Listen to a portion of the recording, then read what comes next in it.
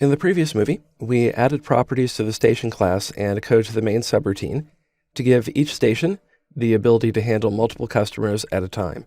In this movie, we will run the simulation and see how increasing capacity copes with shorter and shorter times between customer arrivals. My sample file is chapter 0503, and you can find it in the chapter 5 folder of the exercise files collection. We're looking at the same data and code we ended up the previous movie with. So I'll go ahead and press Alt F11 to move to the Visual Basic Editor. And in the additional capacity subroutine, press F5 to run, which it does. And I'll press Alt F11 again to move to the results worksheet. And here are the results. We can see that the first customer entered at time 1 as expected. Next one came in at 17, then 34, and so on. Idle time is looking pretty good at the start. Customer number 4 had 22.92%, but there are zeros visible other than that. And as we scroll down, we see occasionally 15, 18, 10, 14, 16 and 2/3. We have 1 over 20, and so on. And from here, I'll delete all the rows from worksheet row 3 down, so customer 2 on down. I have selected the table row. You can see that my mouse pointer is a right-pointing black arrow. So when you click within a table, that selects the entire table row, as opposed to the entire worksheet row. Now I'll press Control-Shift-Down arrow. That selects every other row in the table. Then I will right-click over on the left side, and again, the mouse pointer needs to be the right-pointing black arrow. Click Delete, and then click Table Rows. And the rows are deleted. And I'll go ahead and click cell A1 because that's what our code is going to select anyway. Now switch back to the Sim Setup worksheet, and I will change the mean from 15 to 10.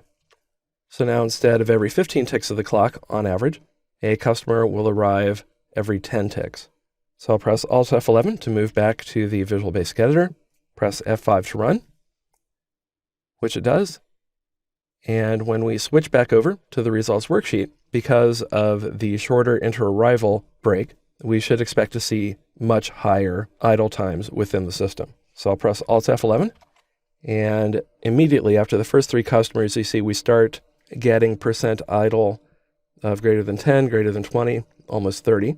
And if we scroll down, we go back to 0 for a while and stay low. Then we pop back above 30, then above 40. 49.35, so that's almost 50%.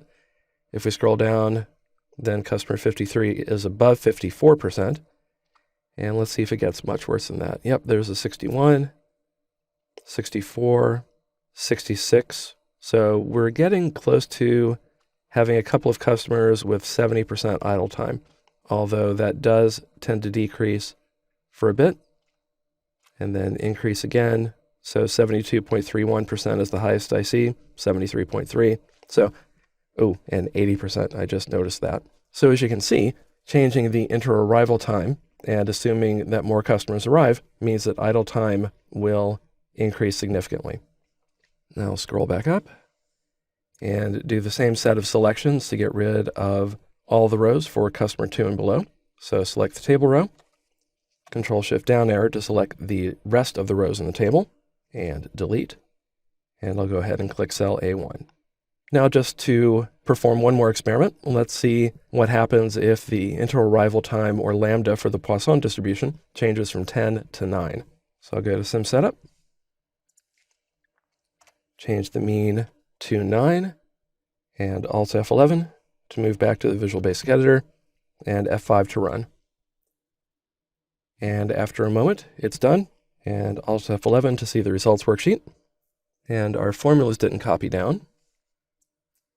So I will select cells G2 and H2 and double-click the fill handle. So those copy down. Not sure what I did wrong there. And we see that the time in system and percent idle time goes up very quickly. And we're consistently above 60. I saw an 80%. And so on.